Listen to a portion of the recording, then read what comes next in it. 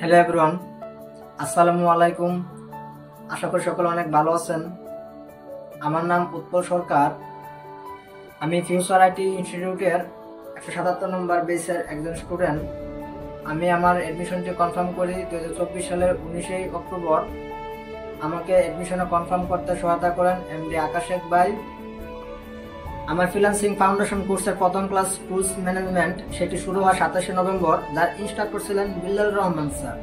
তারই ধারাবাহিকতায় আমার দ্বিতীয় ক্লাসটি অনুষ্ঠিত হয়। ক্লাস টপিক ছিল এমএস ওয়ার্ড, যার ইনস্ট্রাক্টর ছিলেন বাদশা খান স্যার।